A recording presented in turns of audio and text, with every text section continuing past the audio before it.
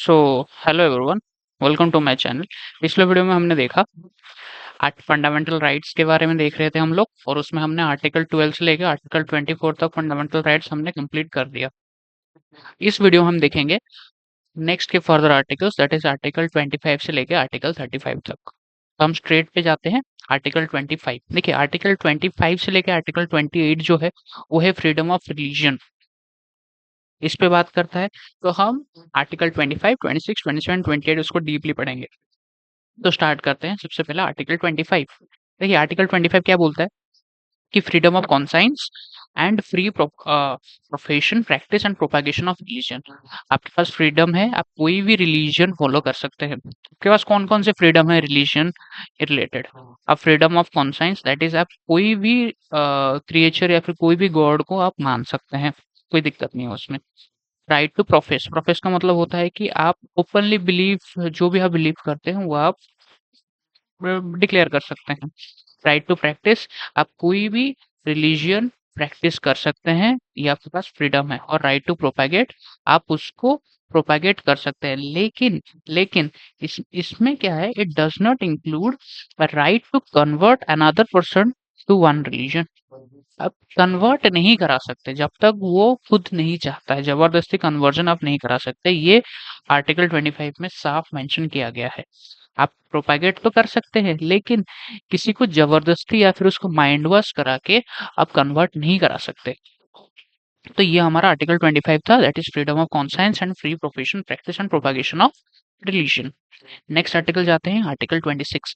ये आर्टिकल 26 क्या बोलता है कि जो भी रिलीजियस अफेयर है उसका मेंटेन का, उसका मैनेजमेंट का फ्रीडम है आपके पास। इसको क्या बोलते हैं? देखिए, इसमें दिया गया है right to establish and maintain institution for religious and charitable purposes. आप खुद के मैटर आप खुद को सॉल्व करना है आपको, आप खुद को ही सॉल्व कर सकते हैं। आप मूवेबल और इमूवेबल प्रॉपर्टी एक्वायर कर सकते हैं और उसको ओन कर सकते हैं। और आपके पास अगर कोई प्रॉपर्टी है तो आप उसमें एडमिनिस्ट्रेट कर सकते हैं। जैसे फॉर एग्जांपल बताता हूँ, जितने भी मंदिर है आप देख सकते हैं कि उनके उनके पास खुद का ट्रस्ट है, उनके पास खुद का गाड़ी है, जैसे एम्बुलेंस सर्विस हो गया, जो कि लोगों को हेल्प, लोगों के लिए ही है, लोगों को हेल्प करने के लिए है। ये कौन सा आर्टिकल उसको दिखाता है? आर्टिकल 26 उसको क्या करता है, ये राइट दिया जाता है। जैसे प्रॉपर्टी है, आप देख सकते हैं बहुत सारे मंदिर ऐसे हैं जिनके पास खुद की प्रॉपर्टी है, जहाँ पे वो डेवलपमेंट होता है, जहाँ पे वो इंस्टीट्यूशन लैंड में करते हैं। जैसे कोई कोई बहुत सारे इंस्टीट्यूट ऐसे हैं जो स्कूल चला रहे हैं, जो हॉस्पिटल्स चला रहे हैं, ठीक है ना? तो वो आप कर सकते हैं, ये आपका अंदरूनी मामला, दैट इज आपका रिलीजियस अफेयर है, आप उसका मैनेज करिए। ये आर्टिकल 26 में लिखा गया है। नेक्स्ट आर्टिकल आते हैं, आर्टिकल 27। देखिए, आर्टिकल 27 में क्या लिखा गया है? Freedom from taxation for the promotion of religion. इसका मतलब क्या है? ये स्टेट जो है वो टैक्स नहीं ले सकता किसके लिए? For promoting and maintaining any particular religion और रिलीजियस डिनोमिनेशन।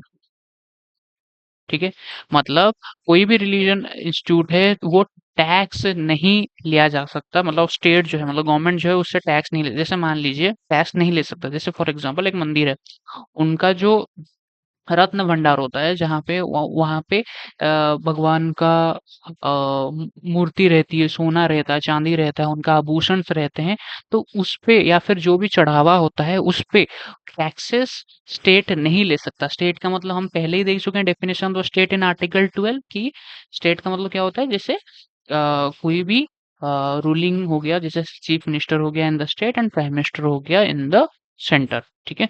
तो आप उसमें टैक्स नहीं ले सकते, that is freedom from taxation for the promotion of A religion, ये आर्टिकल 27 बताता है।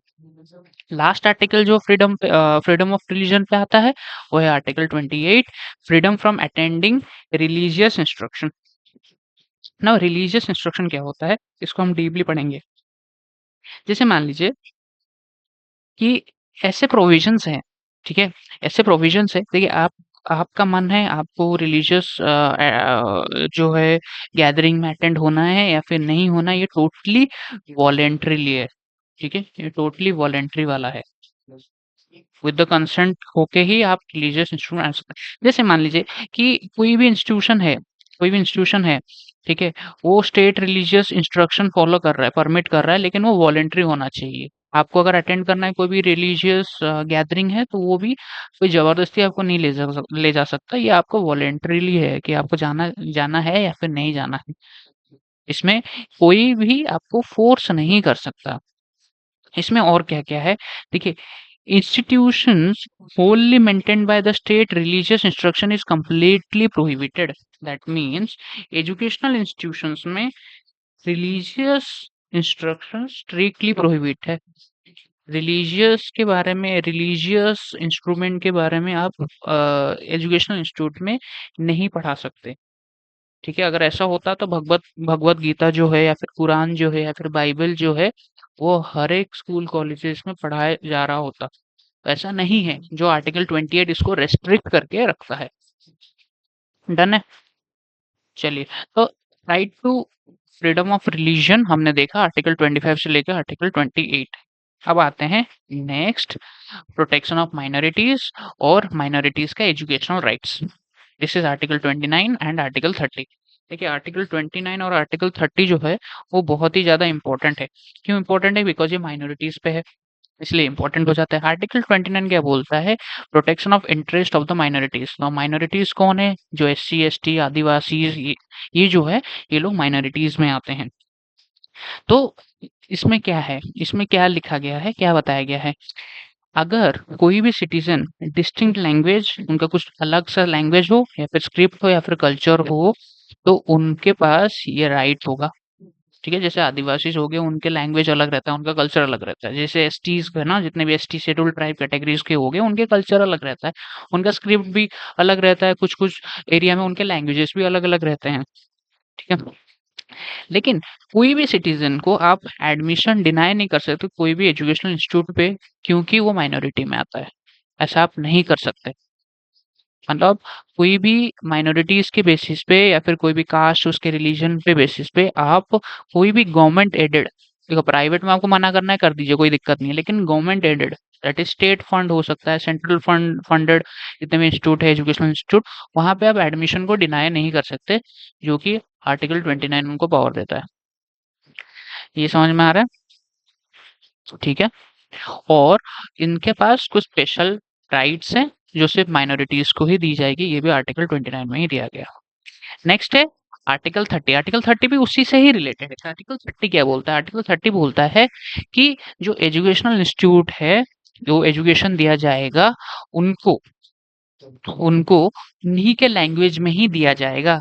ये उन्हीं का एक राइट है, एजुकेशनल राइट्स है।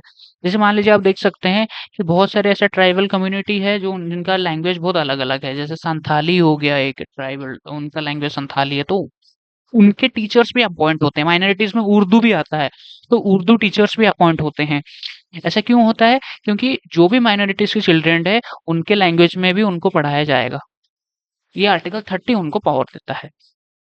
इतना समझ में आ गया? तो आर्टिकल 29 और आर्टिकल 30, आई होप आपको समझ में आया होगा। आज हमने अभी तक क्या कवर कर चुके हैं? 25 से लेकर 30 तक।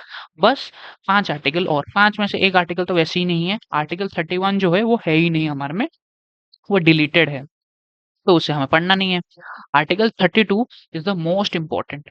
जितने भी फंडामेंटल राइट्स है उसमें से मोस्ट इंपॉर्टेंट आर्टिकल 32 है। एंड आर्टिकल 32 क्या है? Right to constitutional remedies. Constitutional remedies का मतलब क्या होता है? इसमें रीट्स आते हैं। रीट्स में टोटल 5 टाइप्स के रीट्स होते हैं: habeas corpus, mandamus, quo warranto, certiorari and prohibition. ये कंप्लीट रीट्स के बारे में मैंने, इसलिए मेरे चैनल पे आप जाएंगे, उस वीडियो में पूरा डिटेल्ड में मैंने इसको एक्सप्लेन किया है। ठीक है, आप इसमें जाके देख सकते हैं। ये क्या बोलता है, राइट टू कॉन्स्टिट्यूशनल रेमेडीज क्या बोलता है, इसको हम थोड़ा सा शॉर्ट में यहाँ पे कवर करेंगे, क्योंकि मैंने डीपली एक डेडिकेटेड वीडियो बना चुका हूँ। तो राइट टू कॉन्स्टिट्यूशनल रेमेडीज क्या होता है? जैसे कि आपके फंडामेंटल राइट्स अगर वायलेशन होता है, तो आप कहाँ तक जा सकते हो? अगर आपका फंडामेंटल राइट्स जो है उसकी गारंटी कौन देता है? उसकी गारंटी सुप्रीम कोर्ट देता है। ठीक है, दो कोर्ट है, high court and supreme court. High court और सुप्रीम कोर्ट का जो रीट्स का जुरिडिक्शन है, सबसे ज्यादा हाई कोर्ट के पास है। ठीक है, अगर आपका फंडामेंटल राइट्स का कुछ भी मिसयूज हुआ है या फिर उसका कुछ वायलेशन हुआ है, आप डायरेक्ट जाके हाई कोर्ट में या फिर सुप्रीम कोर्ट में जाके अपील कर सकते हैं। This is right to constitutional remedies. Supreme court के पास पावर है टू इश्यू डायरेक्शन, ऑर्डर और writs for the enforcement of the fundamental rights. This is very important, enforcement of the fundamental rights. Fundamental rights का कोई भी violation होता है तो सीधा आर्टिकल 32 के तहत सुप्रीम कोर्ट या हाई कोर्ट जा सकते हैं, इसमें आपको कोई भी प्रॉब्लम नहीं होगा। अब आगे ये पढ़ेंगे, अगर मैं जाऊंगा या फिर जाऊंगी तो मेरा पैसा खर्च होगा, नहीं होगा। आपको गवर्नमेंट की तरफ से आपको लॉयर एडवोकेट दिया जाएगा, जो कि हम आर्टिकल 39A में देखेंगे आगे, जब हम देखेंगे ना आर्टिकल्स, तो उसमें वो लिखा गया है। अभी तक का आर्टिकल 32 ये है, फंडामेंटल राइट्स के बारे में है। फंडामेंटल राइट्स आपको प्रोटेक्ट, ये प्रोविजंस जो है ना, ये राइट देता है कि आपका फंडामेंटल राइट्स प्रोटेक्टेड है।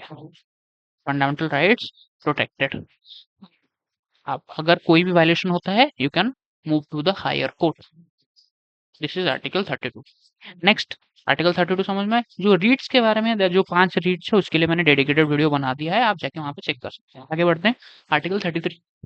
देखिए आर्टिकल 33 और आर्टिकल 34 जो है, ये रिलेटेड है आर्म फोर्सेस। ठीक है, आर्म फोर्सेस में क्या होता है, जैसे आर्टिकल 33 जो है वो है आर्म फोर्सेस से रिलेटेड। अब होता क्या है आर्म फोर्सेस में, देखिए पार्लियामेंट के पास एक ऐसा लॉ है जो कि क्या करता है, जो भी आर्म फोर्सेस में है या फिर इंटेलिजेंस एजेंसीज में है, ठीक है, उनका कुछ कुछ फंडामेंटल राइट्स वो छीन लेता है, वो रेस्ट्रिक्ट कर लेता है। उनके पास वो फंडामेंटल राइट्स नहीं है। वो आर्टिकल 33 में लिखा गया है। क्यों नहीं है? Because obvious for the security reasons, basically, है ना, नहीं तो डिसिप्लिन नहीं रहेगा, इसीलिए। अब ऐसा क्यों लिया जाता है? बिकॉज देखिए नेशनल सिक्योरिटी सबसे आगे, देश सर्वोपरि, इससे आपको कॉम्प्रोमाइज नहीं करना है। तो जो भी आर्म फोर्सेस में है उनके पास बहुत सारे सेंसिटिव इंफॉर्मेशन है, तो इसीलिए उनके जो फंडामेंटल राइट्स है उसको कर्व कर दिया जाता है, उनको कम करके रेस्ट्रिक्ट कर दिया जाता है। ये आर्टिकल 33 में लिखा गया है। ठीक है, क्यों? इधर मैंने लिखा भी है, तो ऑब्जेक्टिव क्या है? Interest of the national security and the maintenance of discipline among them. This is article 33। Next आते हैं आर्टिकल 34। अगर आपने फंडामेंटल राइट्स ले लिया, ठीक है, तो अगर कुछ भी होता है, जैसे मान लीजिए कोई भी, देखिए आर्म फोर्सेस में जो वो भी इंसान है, उन्होंने अगर कोई गलती करा तो उसको हैंडल कौन करेगा? देखिए उसको जो हैंडल, उनका कोई कोर्ट नहीं है, तो उनका खुद का लॉ चलता है, that is called martial law, जो कि आर्म फोर्सेस का लॉ है। तो ये आर्टिकल 34 में होता है। मतलब अगर कोई फौजी है, अगर कोई आर्म फोर्सेस वाला है, अगर कोई गलती करता है, तो उन उसको सिविल पुलिस उसको अरेस्ट नहीं कर सकती। ये मार्शल लॉ में लिखा गया। तो आई होप ये मार्शल लॉ समझ में आ गया होगा। आर्टिकल 33 और आर्टिकल 34 आपको समझ में आया होगा। नेक्स्ट आते हैं, जो लास्ट आर्टिकल है जो हमें पढ़ना है, दैट इज आर्टिकल 35।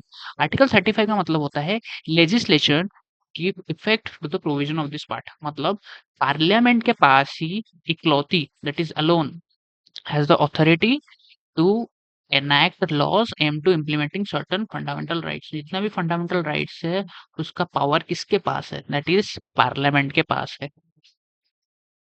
ठीक है, और पार्लियामेंट ही इंश्योर करती है। लेकिन अगर कोई वायलेशन होता है तो उस पर डांट कौन लगाएगा? उसको डांट लगाएगा जो हमारा सुप्रीम कोर्ट है और हाई कोर्ट है। ठीक है, तो जितने भी प्रोविजंस बनाने हैं, जितने भी अमेंडमेंट करना है, वो पावर किसके पास है? फंडामेंटल राइट्स पार्लियामेंट के पास। नॉट ओनली फंडामेंटल राइट्स, जितना भी जो भी है, हमने देखा कि parliament, India is a parliamentary form of government, and parliament के पास ही एक्सट्रीम पावर है हर चीज को करने के लिए। तो आई होप ये समझ में आया होगा आर्टिकल 35 तक। ये पूरा जो कंप्लीट है, this is fundamental rights and this is very important. हमने आर्टिकल 1 से स्टार्ट किया था, अब आर्टिकल 35 तक पहुंच चुके हैं। अब आगे बस और कुछ नहीं, ज्यादा कुछ नहीं, बस 355 आर्टिकल्स और कवर करने हैं, तो हमारे 390 आर्टिकल्स पूरे कवर हो जाएंगे। तो मेरा एम ये है कि मैं पूरा आपका आर्टिकल कवर करा के दूंगा। आई होप आपको ये समझ में आया होगा। सो थैंक यू देखने के लिए। अगर वीडियो अच्छा लगा तो प्लीज सब्सक्राइब कर दीजिएगा।